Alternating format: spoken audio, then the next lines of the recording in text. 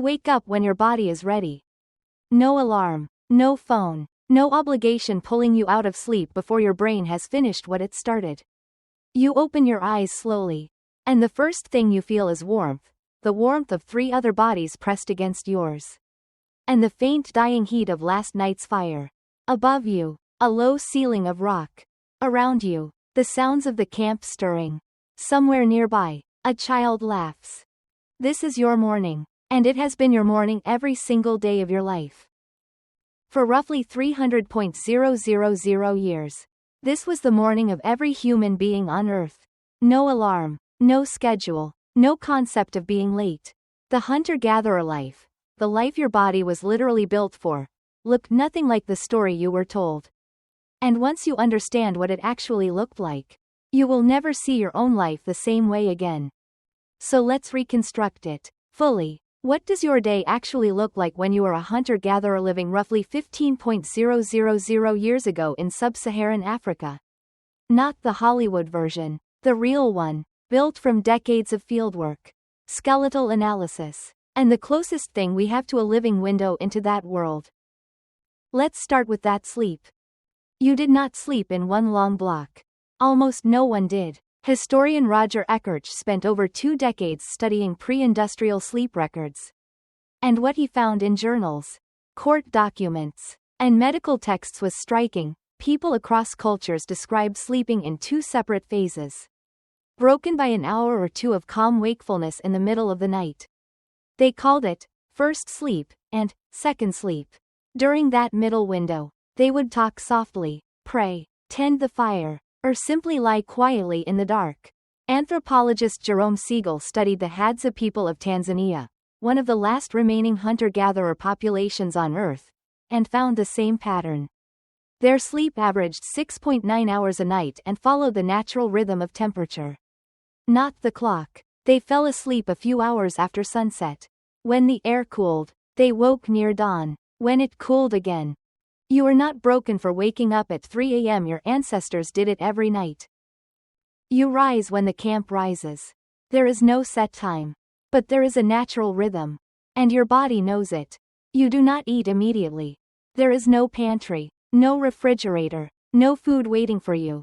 If there is food left from yesterday's hunt, you might eat a little now. If not, you simply don't. Your metabolism is used to this. Intermittent fasting is not a modern wellness trend. It is the default setting of the human body for almost all of its existence. Your band is small, probably between 20 and 50 people. Anthropologist Richard Lee spent years living among the Kung San people of the Kalahari Desert beginning in the 1960s. And what he documented challenged nearly every assumption about what early human life looked like. The Kung did not spend their days in desperate, exhausting survival. On average, they worked roughly 3 to 5 hours a day to meet all their food needs.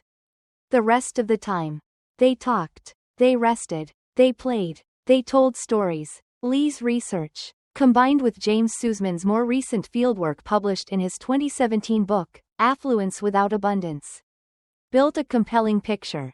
Hunter-gatherers were not poor people scraping for survival. They were people who had solved the basic problem of subsistence with remarkable efficiency. You are not grinding today. You are not punching a clock. This morning, you might head out to gather with a small group of women from your band. Gathering provides between 60 and 80% of the calories your group consumes. The image of the male hunter bringing home the feast is mostly mythology. The real foundation of your diet is tubers, berries, seeds, nuts, and insects, and the women know the land with extraordinary precision. They know which plants bloom when. They know which roots survive the dry season. They have been learning this since childhood from their mothers and grandmothers. This is not simple knowledge. It is a living library passed down through generations. And it keeps your band alive. You walk a lot. On average, you will cover between 8 and 16 kilometers today. Not as a workout, not to hit a step goal. Just as the basic motion of living. Your feet are wide and strong. Your ankles are flexible. Your body was shaped by this movement over hundreds of thousands of years. And it thrives on it. Archaeologist Timothy Ryan analyzed skeletal remains from the Paleolithic period and found bone density levels that would be extraordinary by modern standards. Your bones, by comparison, are lighter, more fragile, because you sit. But let's not romanticize this. Your world has edges. There are predators. Not everywhere, not always, but the threat is real and it lives at the back of your brain at all times. Lions, leopards, hyenas, crocodiles near the water. You do not wander alone. You do not let children out of sight. Your alertness is not anxiety, it is calibrated. Evolutionary awareness. Always scanning. Always reading the wind. Always listening for the sounds that don't belong. The amygdala, the brain's threat detection center, was shaped for this world. It was not shaped for inbox notifications and traffic. And yet that is what it runs on now. The hunt, when it happens, is not daily. If you are a man in your band, you might participate in a hunt every 3 or 4 days. Some hunts fail. Many hunts fail. One study analyzing skeletal stress markers in Paleolithic populations found no evidence of chronic caloric deprivation, meaning your ancestors were not starving between hunts. The gathered foods filled the gaps. But hunting is not just about calories. Anthropologist Wiessner, who spent decades studying the Jew, Honski people of the Kalahari, found that meat was as much a social currency as a food source. A successful hunter did not get to brag. In fact, bragging was one of the fastest ways to lose standing in the group. Instead, the meat was distributed, carefully, deliberately, to everyone, in a system that built alliances, settled debts, and reinforced the social bonds that kept the group together. Generosity was not a virtue. It was survival strategy. Your afternoon is slower. The heat of the day in this part of Africa is brutal. And your band retreats to shade. You sleep again. Briefly. This is not laziness. Polyphasic rest, sleeping in multiple short bursts across the day, appears across virtually every hunter-gatherer society studied. It is your natural sleep architecture, not the consolidated block of unconsciousness that modern industry demanded of you. The afternoon nap is not a luxury. It is what your body has been asking for every day of your life. In the evening, the fire is lit. This is when your world becomes something extraordinary. Wiessner published a landmark 2014 study in the Proceedings of the National Academy of Sciences comparing the content of daytime conversations among the Jew, Honski to their nighttime conversations around the fire. During the day, talk was practical, food, logistics, complaints about people, but at night, around the fire, roughly 81% of conversation shifted to stories. Moral stories. Stories about people who lived before.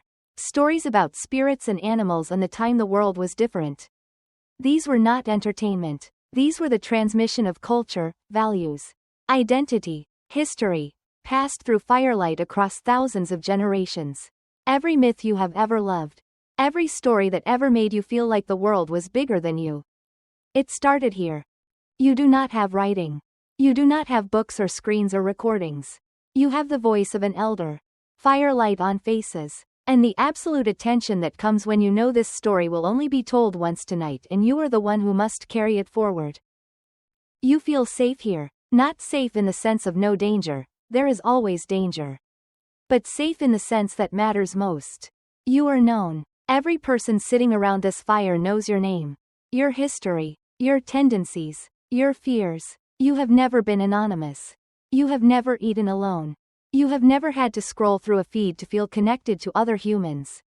The loneliness epidemic that affects hundreds of millions of people right now, the one that researchers like Vivek Murthy have called more dangerous than obesity, is, in evolutionary terms, brand new. Your ancestors did not have it. They could not have it. The group was always there. Around you. Blombos Cave, a site on the southern coast of South Africa where archaeologists found evidence of symbolic thinking dating back 75,000 years, is proof that your ancestors were not simple. They were not just surviving. They were painting, engraving ochre, thinking in symbols long before anyone told them to. The capacity for art, for abstraction, for meaning, it was not something civilization gave to humans. Humans gave it to civilization. You sleep again when the fire burns low. You pull a body close for warmth. You do not lie awake cataloging tomorrow's failures. You do not review the day's embarrassments. Your nervous system is not flooded with cortisol from a screen. You simply close your eyes. And the dark comes easily. Here is the thing no one tells you about the hunter-gatherer life. It was not easier than yours. It was harder in ways that would break most modern people within a week. Disease took children. Injuries that antibiotics would resolve today killed slowly. Drought years were real. Violence between bands was real. Life was fragile in ways that kept you close to grief. But it was also fully human in the way that your biology was designed for. Movement, community, story, rest, purpose that was immediate and clear, connection that was physical and constant. The counterintuitive twist of the agricultural revolution, the thing that Diamon famously called the worst mistake in the history of the human race, is that when your ancestors settled down to farm, life did not get better.